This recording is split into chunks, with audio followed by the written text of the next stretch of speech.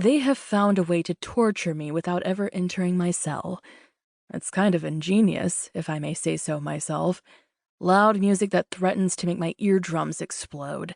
The floor turning scalding hot while I'm sitting down. It's why I always stay close to my cot now. Burns heal slowly, even with my shifter healing abilities. The worst is the fog, though. It comes every few days and fills my cell until I can't help but breathe it in. It burns my lungs, steals my strength, gives me the most terrifying hallucinations. The worst is that there's nothing I can do to stop it. I can't fight an enemy who's not in the same room with me. I sigh and take a swig out of my water bottle. I swirl the liquid around my mouth, moving it in a perfect circle. Yet another one of my new hobbies. There are only so many activities you can do in a room with nothing but a potty and a bed. I glare at the cot. The bedding is the same as when I arrived here, and it's smelly as hell. No wonder, since I'm smelly too. I've tried sleeping without the blanket, but it gets cold in here. Some nights, or days, who knows, I shift to sleep, but that is getting ever harder.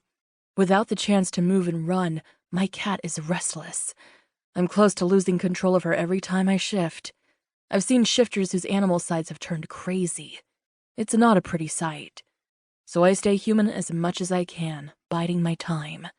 Once the door opens, I'll shift and tear apart anyone who stands in my way. They'll regret locking me up. Not that I'll give them much time to feel regret before I'll rip out their throats. I lick my lips. It's going to be very satisfying. I miss the smell of blood and the taste. No, that's wrong. I don't want to fall victim to those cravings again. Killing is good. Enjoying my victim's blood isn't. I'm an assassin, not a serial killer. There's a difference. Yes, it's a fine line, but the line exists. Lennox and I had a long discussion about that once before he escaped the pack. I smile at the memory. It was after his first kill. He was a gentle boy back then, someone who would never have hurt anyone if he hadn't been forced to do so. The pack turned him into a killer. There's not much left of that innocent boy who decided he was going to be an assassin rather than a murderer. I wonder if he still feels remorse when he kills, or if it's become his normality. I've always been different. I enjoy the hunt, the adrenaline, the kill. The moment the life flickers out in my victim's eyes, extinguishing the spark of life is one of the most exhilarating feelings in the world. Only good sex comes anywhere close. Not that I'd ever kill without reason. I'm not a monster. It's my profession to assassinate, and I enjoy it. Killing someone who deserves it is far more enjoyable than randomly murdering someone. I think it's thanks to Lennox that I don't overstep that line.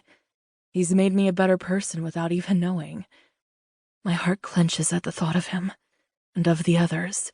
Griffin, Riker, my sisters, Bethany, Lily, and Benjamin. They're all my family.